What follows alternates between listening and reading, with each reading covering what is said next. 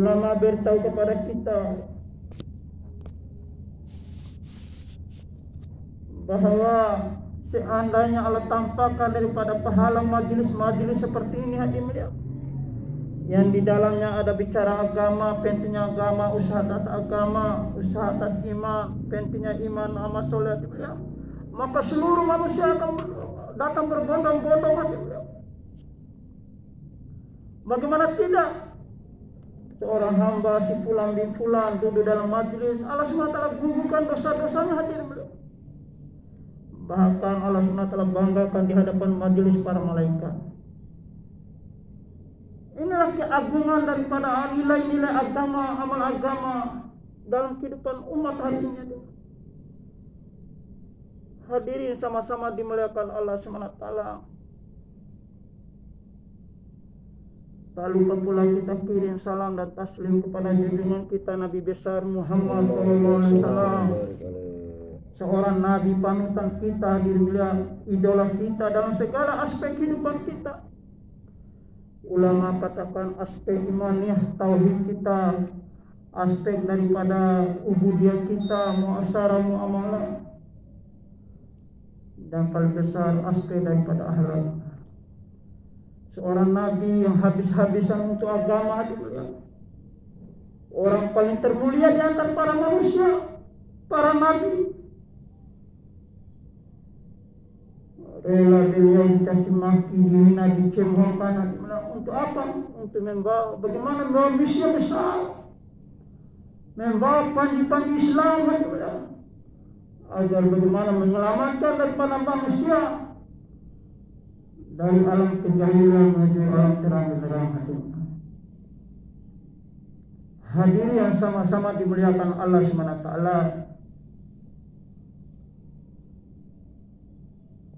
Ulama beritahu kepada kita bahwa perkara yang paling besar di sisi Allah SWT adalah perkara agama. Perkara yang paling hebat di sisi Allah SWT perkara agama. Begitu hebatnya perkara agama, begitu besarnya perkara agama, amal agama. Dalam mafhum hadis katakan hadirin, datang malaikat bertanya kepada Allah, ya Allah, adakah yang lebih hebat daripada bumi Allah? Ada. Allah ciptakan daripada gunung, dengan kekuatan gunung ini hadirin bisa mempasa daripada bumi, sehingga tadi bumi bergerak diam jadi tenang. Datang lagi malaikat bertanya, ya Allah, adakah yang lebih hebat daripada gunung? Ada. Allah SWT ciptakan daripada besi, sehingga dengan kekuatan besi ini hadirin bisa menghancurkan daripada kekuatan-kekuatan gunung. Contoh kita lihat bagaimana gunung ini bisa hancur dengan kekuatan besi, sehingga besi gunung bisa buat dari terowongan. Ini salah satu contoh kekuatan besi menghancurkan daripada kekuatan gunung. Datang lagi malaikat bertanya, ya Allah, adakah lebih hebat lagi daripada besi? Ada. Allah SWT ciptakan daripada api, dengan kekuatan api ini bisa melelehkan daripada kekuatan-kekuatan besi. Datang lagi malaikat bertanya, ya Allah, adakah lebih hebat lagi daripada api? Allah ciptakan daripada air, dengan kekuatan air ini yang mulia bisa memadamkan daripada kekuatan api. Malaikat bertanya lagi, ya Allah, ada yang lebih hebat lagi daripada air? Ada. Allah ciptakan daripada angin. Soalnya kita tidak bisa bayangkan bagaimana air laut jadi teduh, datang angin jadi ombak besar. Ini yang kemudian terakhir malaikat bertanya, ya Allah, adakah yang lebih hebat daripada semua itu? Ada. Allah SWT menjawab, sedekah dengan ikhlas, Inilah hadirin mulia, amal agama mampu mengalahkan daripada kekuatan-kekuatan yang besar seperti bumi, gunung, api, air dan sebagainya hadirin mulia. Tapi hari ini umat Islam meremehkan daripada amal agama. Meremehkan daripada amal agama. Pada sudah menjadi keputusan Allah SWT, ketetapan Allah SWT bahwa kebahagiaan, kesuksesan, kejayaan seluruh manusia ini ada dalam amal agama. Siapa saja dilihat, orang kaya amalkan agama cara Nabi, dia akan sukses. Seorang petani, pedagang, kalau dia amalkan agama, dia akan sukses dunia, sukses akhirat. Seorang nelayan, rakyat jelata, orang miskin, masalah. Kalau dia amalkan agama dalam kehidupan, dia yakin dengan sempurna kepada Allah, menghidupkan sunnah baginda Nabi SAW, maka pasti dan pasti dia akan bahagia dunia, bahagia akhirat. Ini kebahagiaan manusia ada dalam agama, fitrah anas ad-din. Kebahagiaan manusia ada dalam amal agama. Bukan hanya manusia dimulia. Ulama katakan makhluk-makhluk lain pun seperti ikan, Allah sudah letakkan kebahagiaan ada dalam air. Tapi manakala ikan ini hidup di luar air, apa yang terjadi hadirin? Ulama katakan dia akan terkapar, menderita, bahkan mati. Begitupun makhluk-makhluk lain seperti burung, masya Allah sudah letakkan kebahagiaan burung ada dalam angkasa bebas. Terbang ke sana kemari, masya Allah, dari dahan ke pohon yang lain, dari lembah ke gunung yang lain. Kebahagiaan burung, tapi manakala burung ini mencari kebahagiaan dalam luar, kebahagiaannya seperti kita masukkan dalam sangkar hati mulia, walaupun sangkarnya terbuat dari emas, perak, kelihatan johornya bahagia, tapi pada hakikatnya menderita karena dia bukan hidup pada fitrah. Begitulah manusia dimulia. Allah SWT ceritakan dalam Al-Quran. Orang-orang terdahulu hadirin mulia, masya Allah. Kita lihat sejarah Qarun alaih.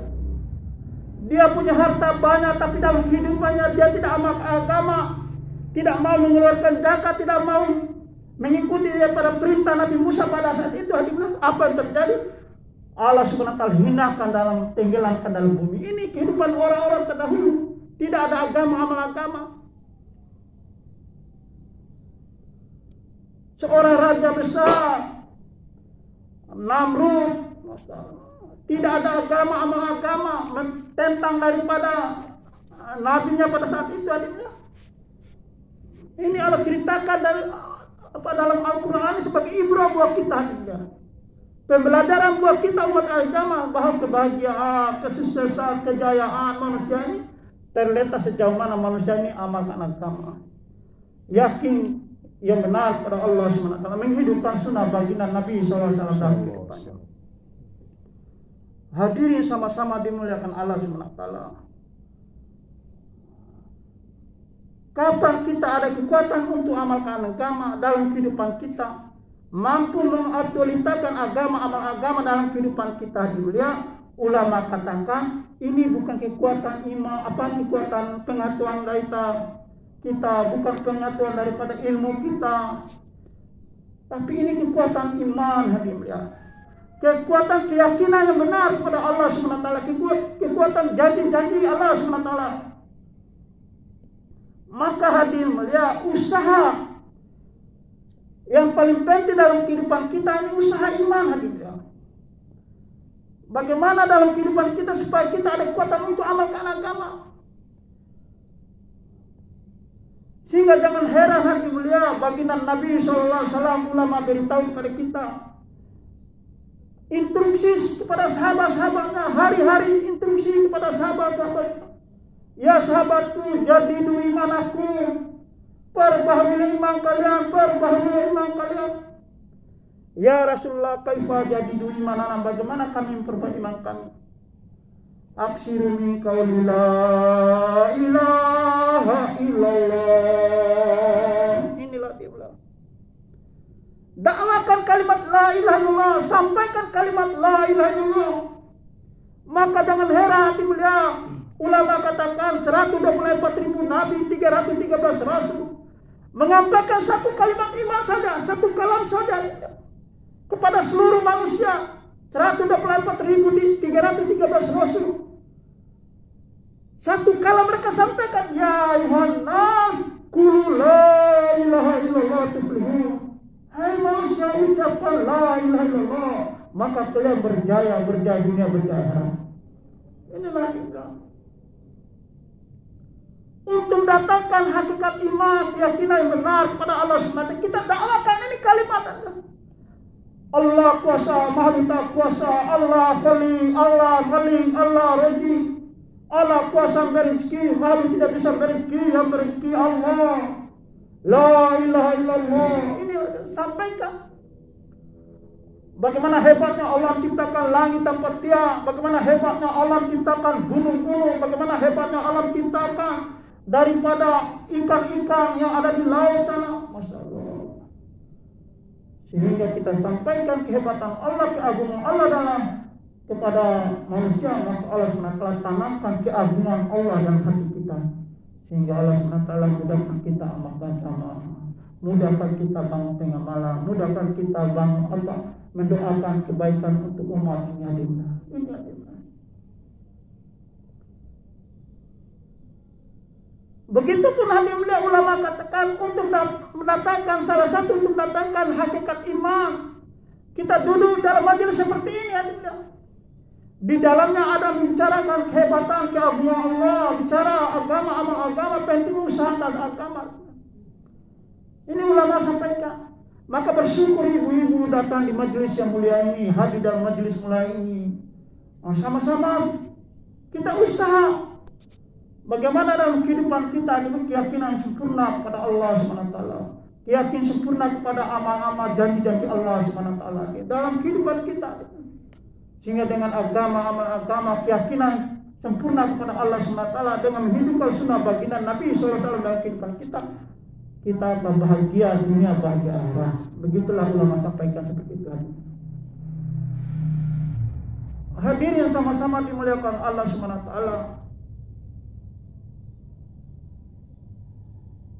Apabila kita dakwakan ini kalimat hadimnya, Masya Allah, sampaikan ini kalimat Allah kuasa, Maha Minta kuasa, Allah Kali, Allah Malik, maka Allah SWT tanamkan keagungan Allah SWT.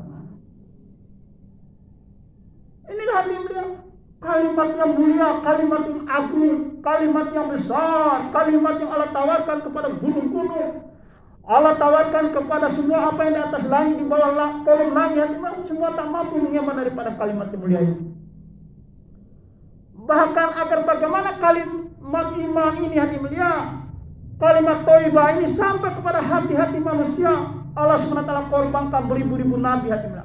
Allah SWT korbankan para rasulnya, sehingga masalah tidak bisa bayangkan ada nabi digergaji, ada nabi dilempar dengan batu, ada nabi dilempar tai unta, ada nabi dibilang gila. Masalah tidak banyak sekali hatinya. Untuk apa? Untuk menyampaikan perkara kalimat yang mulia ini kepada hati-hati manusia. Menyampaikan ya ayuhan nas qulu la ilaha illallah tuflihun. Hai manusia, ucapkan la ilaha illallah, sembahlah Allah SWT. Inilah dia. Sampai di mulia Nabi Musa alaihissalam memohon kepada Allah, bermunajat kepada Allah dalam mahfum hadi, ya Allah ajarkan saya satu doa supaya aku bisa bersyukur nikmat, bisa mengingatmu ya Allah. Apa Allah menjawab, hai Musa, ucapkan la ilaha illallah. Maka Musa, ya Allah, semua hamba mengucapkan kalimat ini. Saya ini yang siap buat saya, Allah yang istimewa buat saya.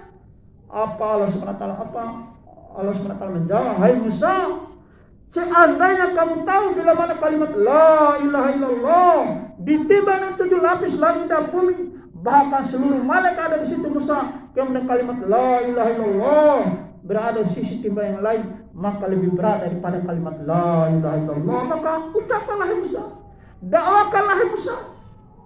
Inilah hadimnya kita belajar Kula Masturo 15 hari 40 hari dalam rangka ini usaha. sama-sama usaha mendatangkan keyakinan benar kepada Allah SWT, mengeluarkan kebesaran makhluk di hati kita. Karena ulama katakan maksud dan tujuan daripada la ilaha illallah, kita mengeluarkan kebesaran makhluk, mengeluarkan keyakinan makhluk di hati kita, memasukkan kebesaran Allah, keyakinan hanya kepada Allah dalam hati kita. Inilah kalimat iman. Muhammadur Rasulullah adalah kalimat amal. Kapan kalimat iman ini masuk dalam hati kita, mengikuti, mencontohi kehidupan baginda Nabi SAW dalam kehidupan kita. Muhammadur Rasulullah, Muhammad adalah utusan Allah, Muhammad adalah Rasulullah, Muhammad adalah Rasulullah.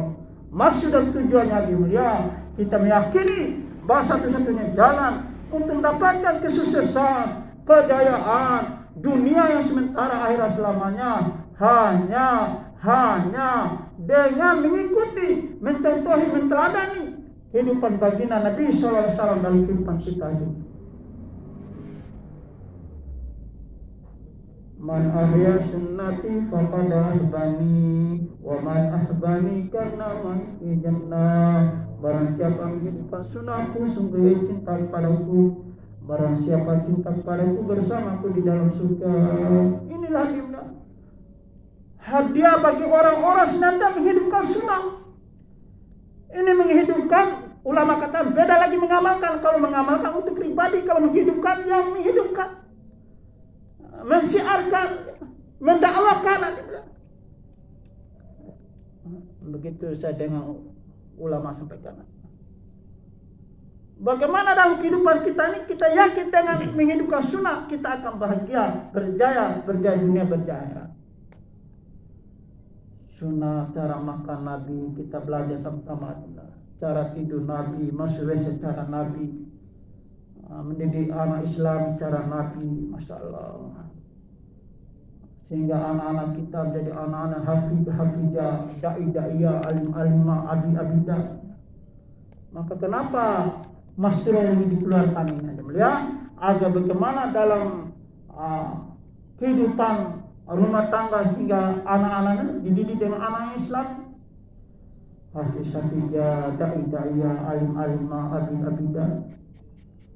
Ini target daripada akhir maksud bagaimana kehidupan agama wujud dalam rumah tangga kita. Ini perintah dia. Ya ayyuhalladzina amanu qu anfusakum wa ahlikum nar. Jagalah dirimu, keluargamu dari api neraka. Apa maksud ayat ini ya? Bagaimana istri anak kita, ahli keluarga kita ini selamat dari azab Allah, masuk surga Allah.